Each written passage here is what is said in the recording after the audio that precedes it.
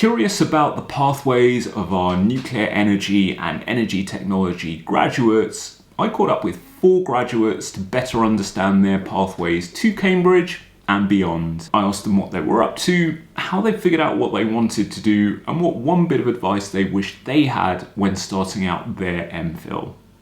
We're going to get right to that, but first, some introductions. Hello, my name is Julia Cole. I am the development manager for a company called Ilum Energy. I graduated Cambridge in 2020, I believe it was.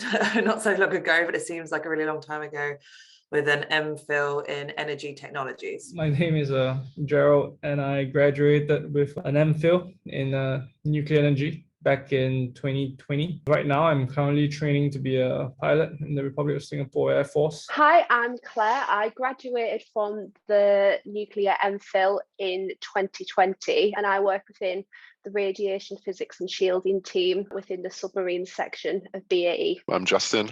I've just finished my master's here in Cambridge in energy technologies, and now I'm part of Carbon 13, a venture accelerator in the clean tech space. Before I went to Cambridge, I was working for this company called Uniper.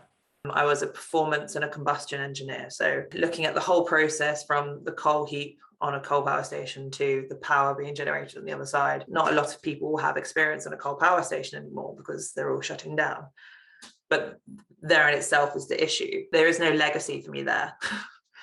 My reason for going to Cambridge was essentially to re-establish myself into the energy industry in a wider sense, get a breadth of knowledge as well as a depth of knowledge in all the different energy technologies so that I could then make that move. I think the degree was me trying to do something interesting, like branching out from engineering, trying to challenge myself. The program is quite broad, and if you want to work in the nuclear industry, I think it helps.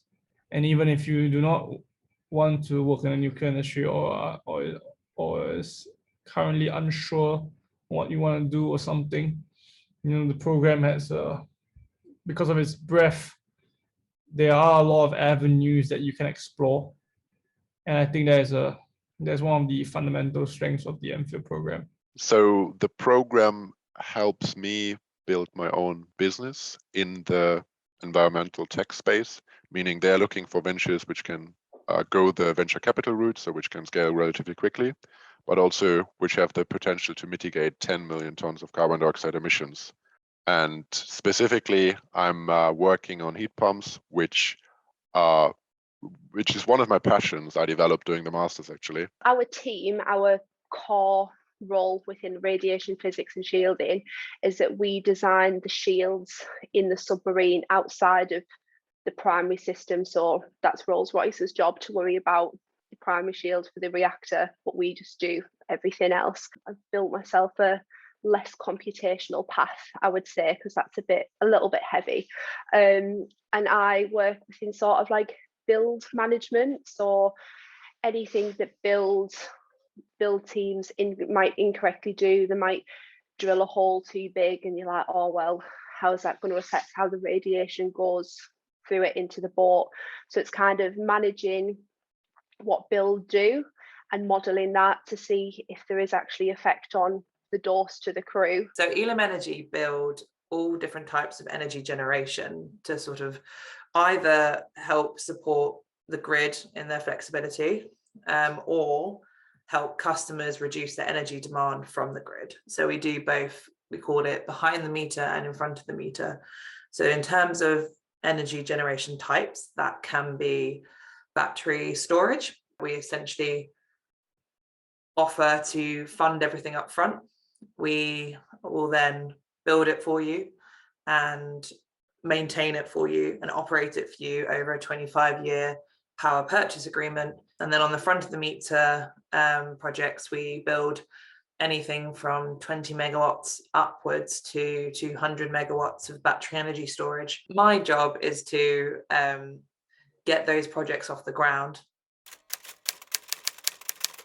Even at university, everyone who was doing chemical engineering was like, oh, I want to do this, or I want to do this. And I was like, sure, but I mean, it's a really, really big world out there. And even when you get into a graduate scheme, right, at a company, they're always like, oh, you're being geared up to be a leader.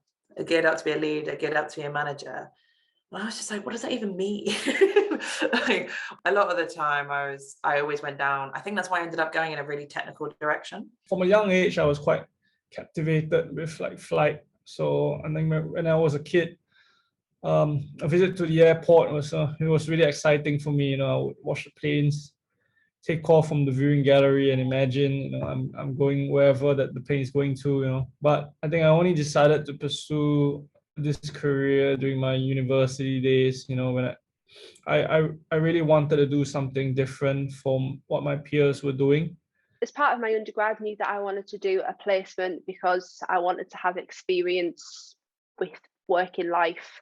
And the goal was that I would get a placement in nuclear in that sector, so that when I came around to apply for jobs following uni, I'd have that experience and sort of have an understanding already. But it was also good to see like what other jobs are available, because there were jobs within like operational excellence and all sorts of other stuff that really, until you've been exposed to that environment, you would never even know that they were there. I always knew that I didn't really want to end up in a big corporate.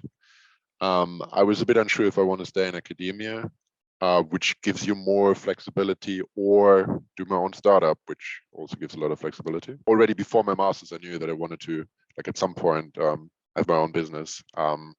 And therefore looking at, okay, what is out there, which is actually like more scalable, or what is like in the end consumer facing hardware, which will be needed in our transition to net zero.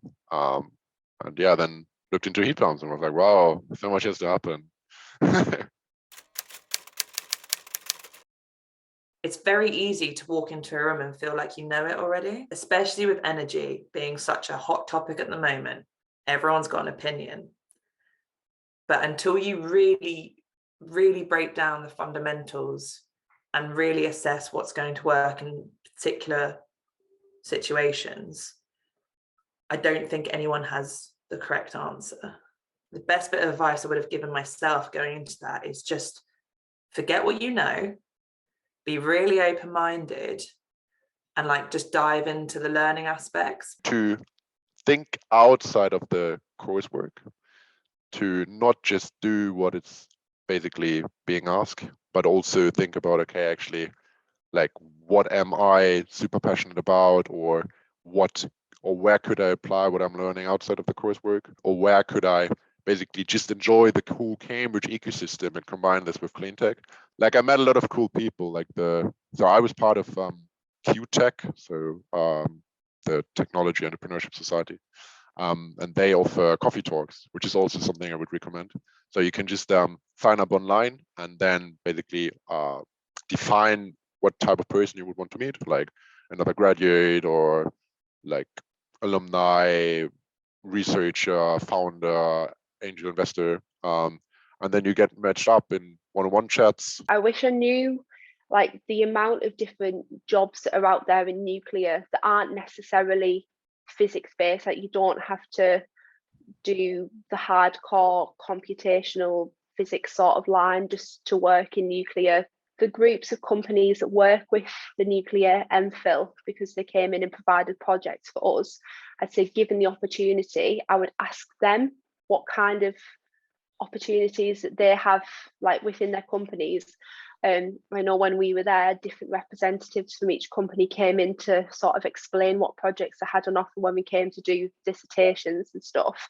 I would take the opportunity to ask them what they do, like what jobs they have available.